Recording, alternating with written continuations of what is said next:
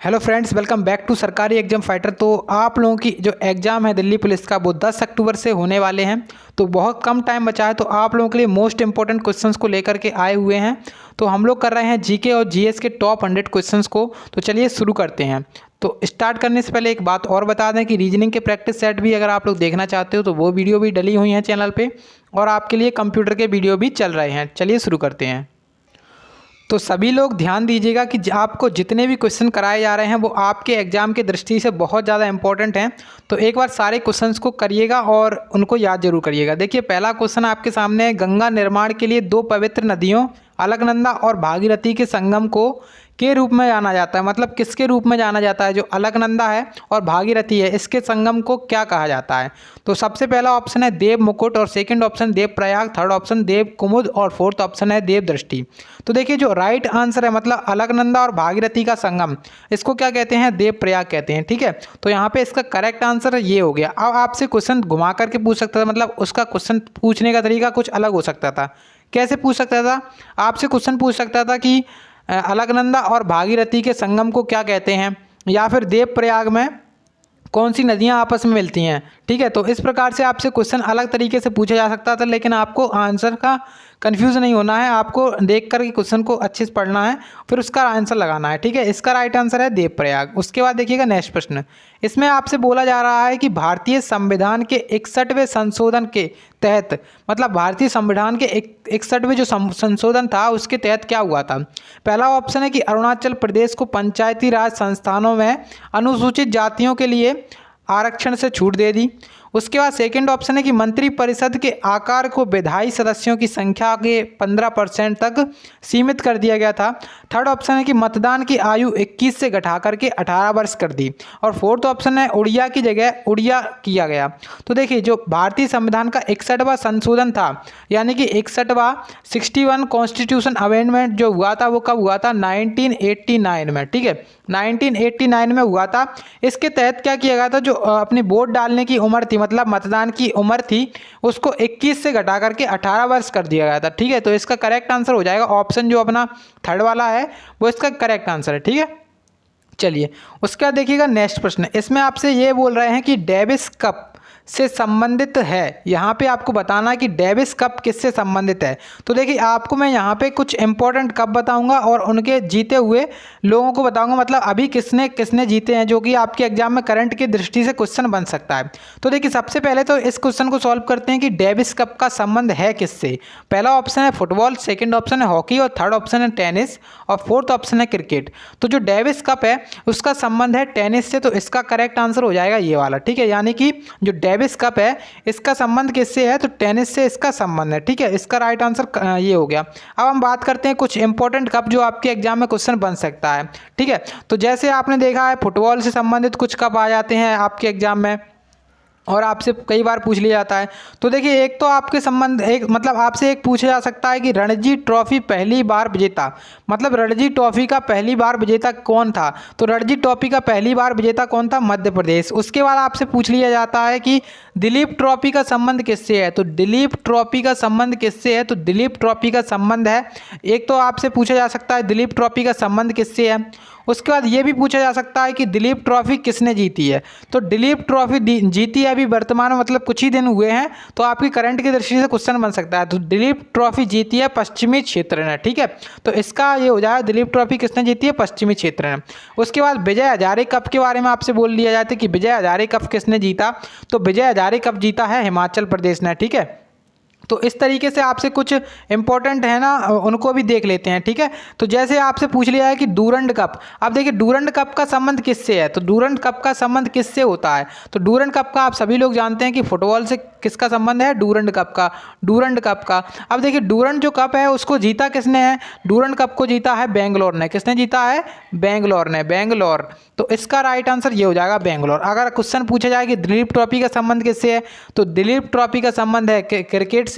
ठीक है, इसको जीता किसने है दिलीप ट्रॉफी को? तो दिलीप ट्रॉफी को जीता है पश्चिमी क्षेत्र ने। ठीक है, पश्चिमी क्षेत्र ने। उसके बाद आपसे एक क्वेश्चन पूछा जा सकता है कि थॉमस कप, क्योंकि ये क्वेश्चन करंट अफेयर्स की दृष्टि से है तो आपको जानने बहुत ज़्यादा ज़रूरी हैं। तो थॉमस कप आता है एक, थॉमस कप का संबंध पूछ लिया जाता है कि थॉमस कप का संबंध किससे है। तो थॉमस कप का संबंध है आपके बैडमिंटन से। और जिसको जीता किसने है, तो जिसको जीता है भारत ने। इसको नोट करिएगा कि थॉमस कप को, थॉमस कप जो है ना, इसको किसने जीता है, इसको जीता है भारत ने। और जो मतलब उपविजेता रहा है, मतलब भारत ने किसे हराया है, तो वो हराया है इंडोनेशिया को। दोनों चीज़ें याद रखिएगा कि किसने जीता है आपसे, क्योंकि आप लोग इसको याद करोगे कि केवल भारत ने जीता है, ये याद नहीं करते हो कि किसने हारा है, मतलब कौन हारा है। तो आप लोग इसको भी याद करना कि कौन हारा है। तो थॉमस कप भारत जीता है और जो हारा है उसका नाम है इंडोनेशिया, इंडोनेशिया, ठीक है, इंडोनेशिया। तो इसका ये हो जाएगा। तो अब हमसे क्वेश्चन की दृष्टि से देख रहे हैं कि डेविस कप का संबंध किससे है, तो टेनिस इसका राइट आंसर था, ठीक है।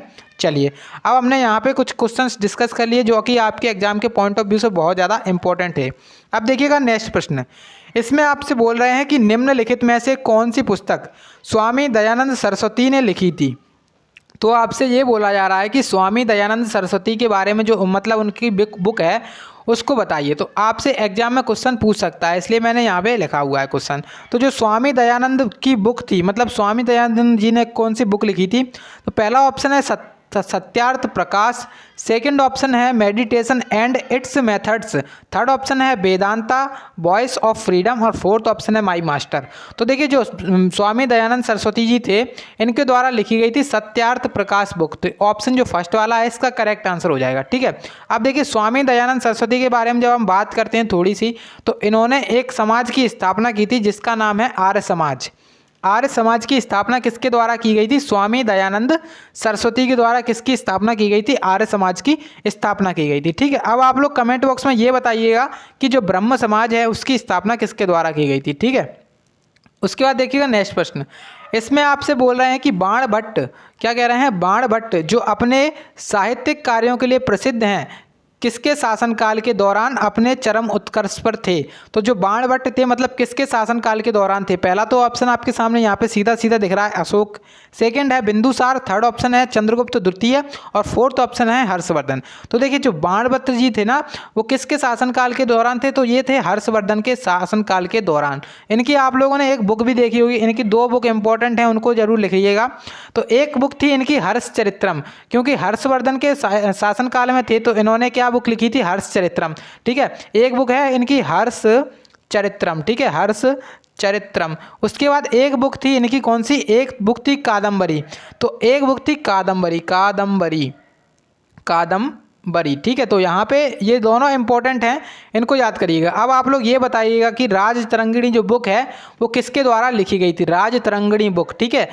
क्वेश्चन आपके एग्जाम में बनेगा तो आप लोगों को बताना है, ठीक है। चलिए, उसके बाद देखिएगा नेक्स्ट प्रश्न, इसमें आपसे ये कह रहे हैं कि मेरा खाता भाग्य विधाता किस योजना का नारा है। तो पहला ऑप्शन आपके सामने है कि प्रधानमंत्री फसल बीमा योजना, सेकंड ऑप्शन है प्रधानमंत्री सुकन्या समृद्धि योजना, और थर्ड ऑप्शन है प्रधानमंत्री मुद्रा योजना, और फोर्थ ऑप्शन है प्रधानमंत्री जनधन योजना।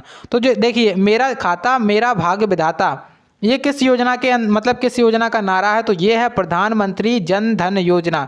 आप लोगों ने 2014 के टाइम पे सुना होगा जीरो बैलेंस के खाते, मतलब जीरो बैलेंस के खाते खोले जा रहे थे, तो इसी योजना के अंतर्गत जीरो बैलेंस के खाते खोले जा रहे थे, मतलब प्रधानमंत्री जन धन योजना, ठीक है। तो इसका करेक्ट आंसर हो जाएगा प्रधानमंत्री जन धन योजना।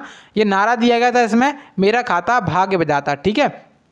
अब ये योजना कब स्टार्ट हुई थी, तो ये योजना जो है ना वो स्टार्ट हुई थी 28 अगस्त 2014 को, 28 अगस्त 2014 को ये योजना स्टार्ट हुई थी, ठीक है। उसके बाद देखिएगा नेक्स्ट प्रश्न, इसमें आपसे बोल रहे हैं कि वित्तीय स्थिरता रिपोर्ट किसके द्वारा जारी की जाती है। तो वित्तीय स्थिरता रिपोर्ट के बारे में आपसे बोला जा रहा है कि वित्तीय स्थिरता रिपोर्ट किसके द्वारा प्रकाशित की जाती है। तो देखिए, पहला तो ऑप्शन है नीति आयोग, और सेकंड ऑप्शन है वित्त मंत्रालय, थर्ड ऑप्शन है प्रधानमंत्री आर्थिक सलाहकार, और फोर्थ ऑप्शन है भारतीय रिजर्व बैंक।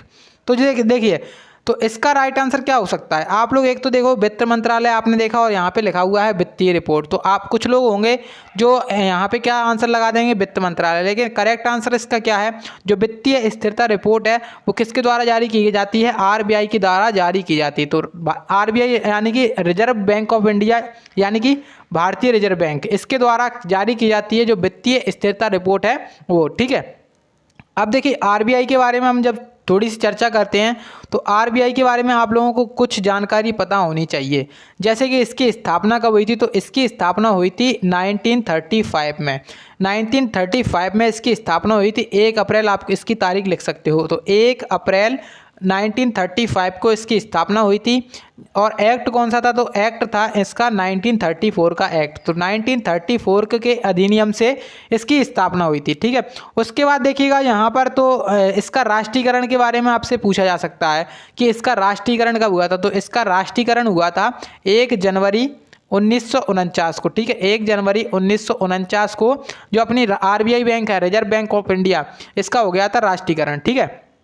उसके बाद एक चीज़ और पूछी जा सकती है कि इसका मुख्यालय कहाँ है। तो इसका मुख्यालय है मुंबई में, ठीक है। इसका मुख्यालय कहाँ पर है? मुंबई में स्थित है। उसके बाद अभी इसके वर्तमान में गवर्नर कौन है? तो इसके वर्तमान में गवर्नर कौन है? शक्तिकांत दास, ठीक है। शक्तिकांत दास इसके वर्तमान में गवर्नर हैं, ठीक है।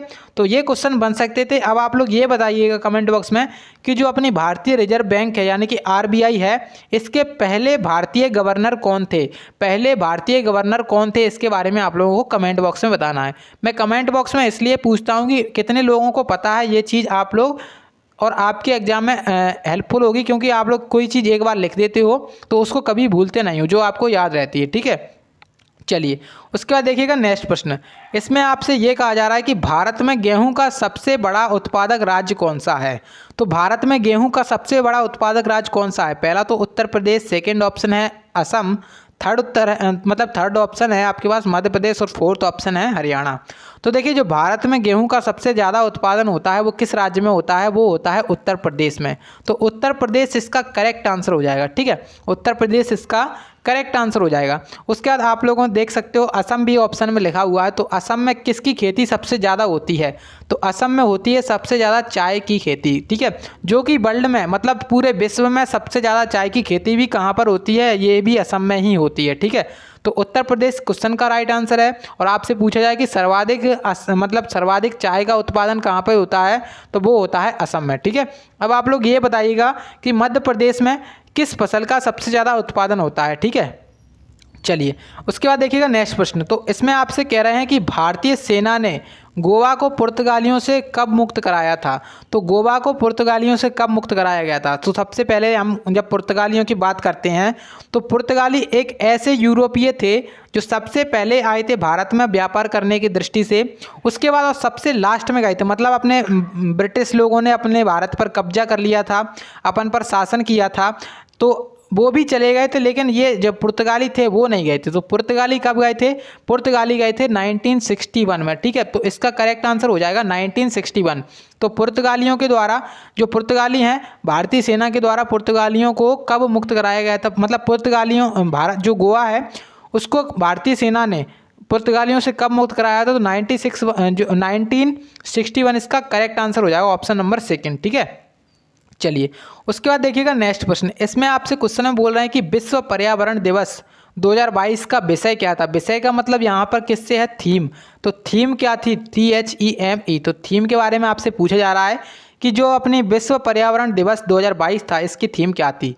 पहला ऑप्शन है केवल एक पृथ्वी, सेकंड ऑप्शन है परिस्थितिकी तंत्र बहाली, थर्ड ऑप्शन है प्रकृति के लिए समय, और फोर्थ ऑप्शन है वायु प्रदूषण।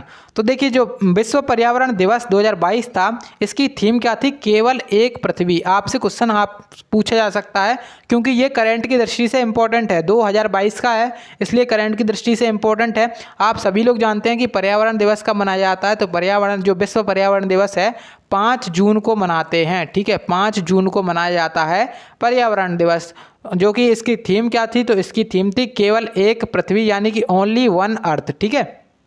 चलिए देखते हैं नेक्स्ट प्रश्न। इसमें कह रहे हैं क्वेश्चन में, इस वाले क्वेश्चन को देखते हैं और इसमें आपसे क्या कहा जा रहा है। इसमें देखिए क्वेश्चन को अच्छे से पढ़िए।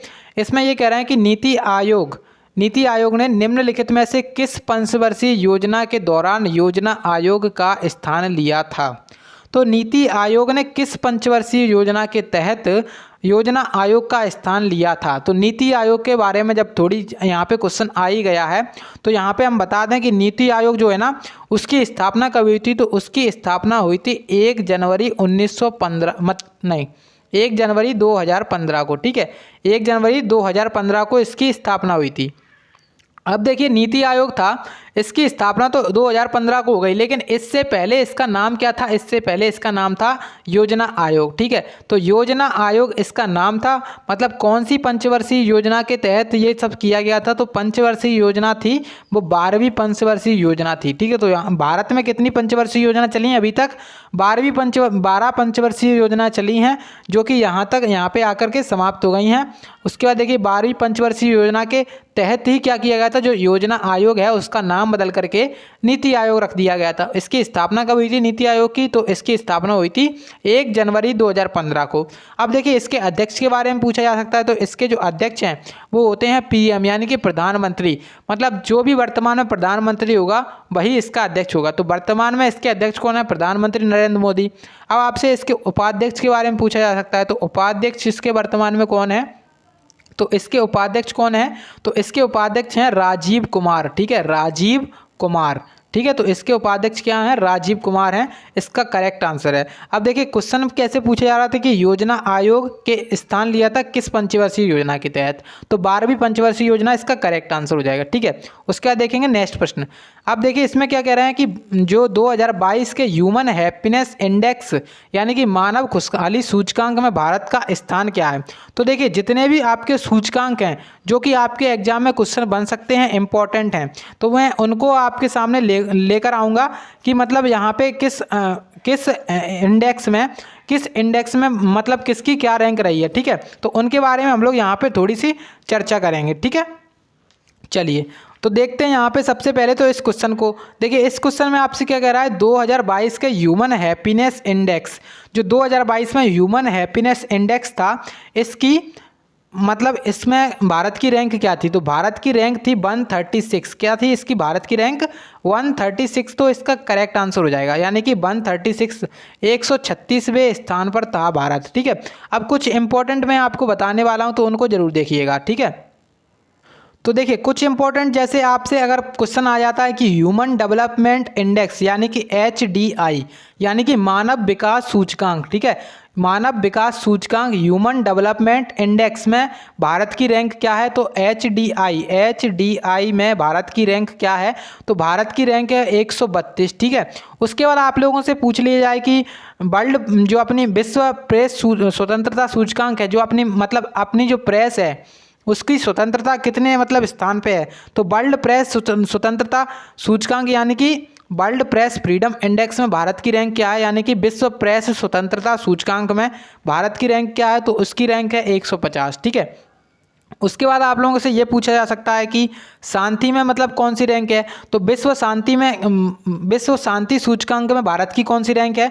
तो विश्व शांति सूचकांक में भारत की रैंक है 135। ठीक है, उसके बाद आप लोगों से ये पूछा जा सकता है कि भुखमरी सूचकांक में भारत की कौन सी रैंक है? तो भुखमरी सूचकांक को एक बार और जरूर देख लीजिएगा।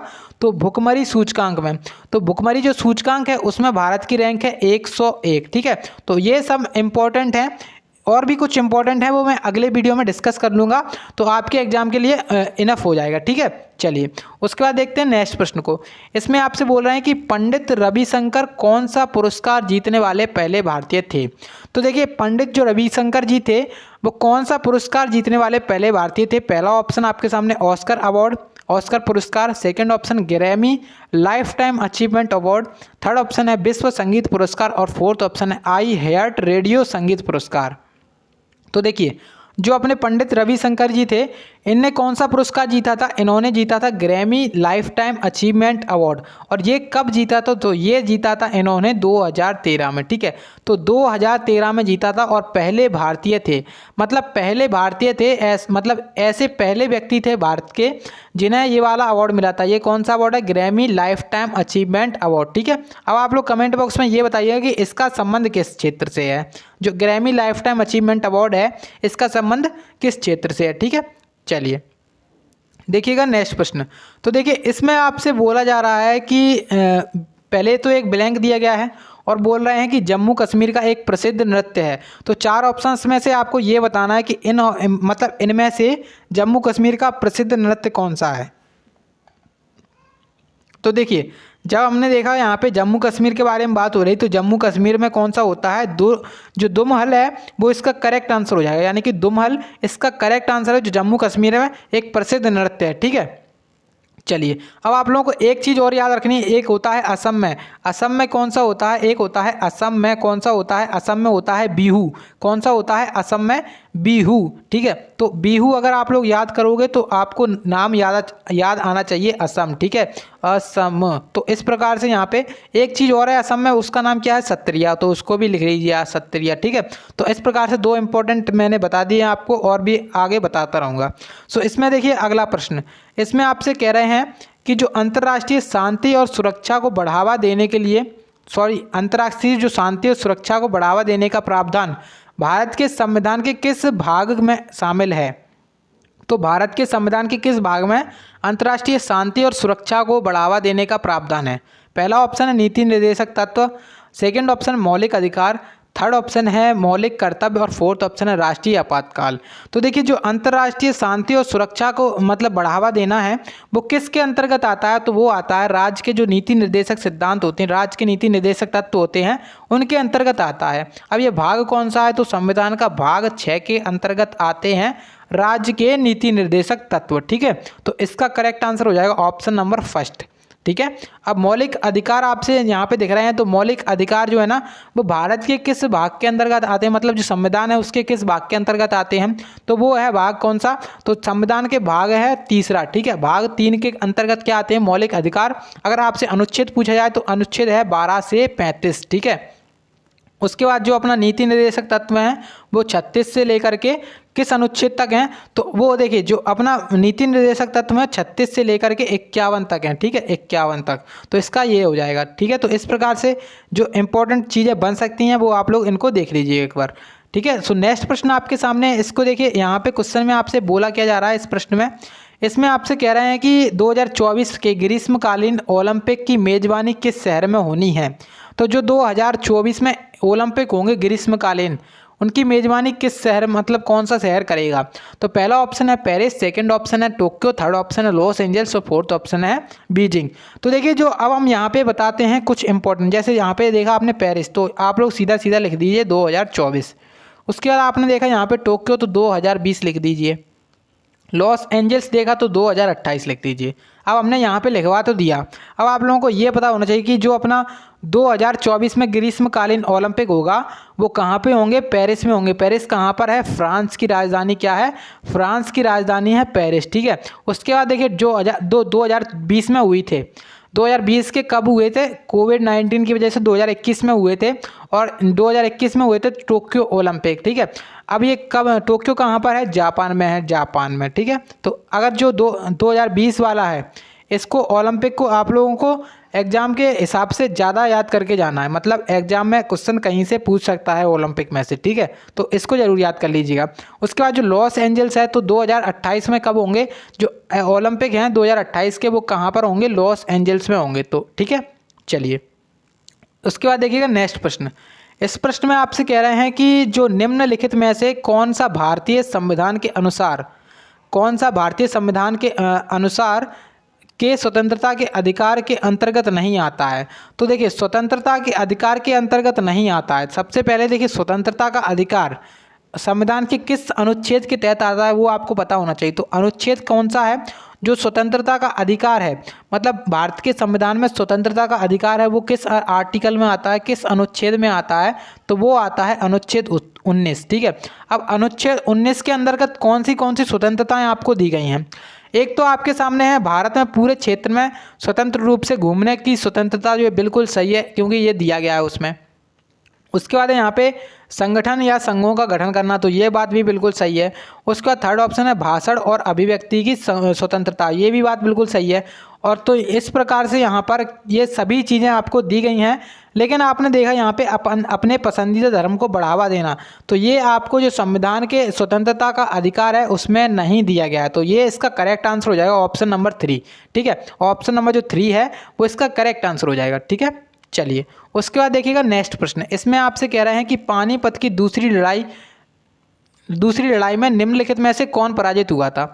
तो पानीपत की लड़ाई के बारे में आपसे बोला जा रहा है कि पानीपत की दूसरी लड़ाई निम्नलिखित में से कौन पराजित हुआ। तो देखिए पहले तो आप लोगों को ये याद करना है कि पानीपत के युद्ध हुए कितने थे।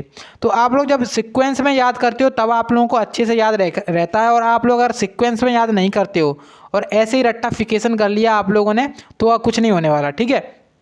तो देखिए जो पानीपत की पहली लड़ाई हुई थी, तो पानीपत की हुई थी टोटल 3 युद्ध, ठीक है। पानीपत के टोटल कितने युद्ध हुए थे? 3 युद्ध हुए थे, जिसमें पहला युद्ध कब हुआ था? तो पहला हुआ था 1526 में। उसके बाद जो सेकंड हुआ था वो सेकंड कब हुआ था? तो 1556 में, ठीक है। और जो अपना तीसरा हुआ था, थर्ड हुआ था, वो कब हुआ था? तो 1761 में हुआ था, 1761 में।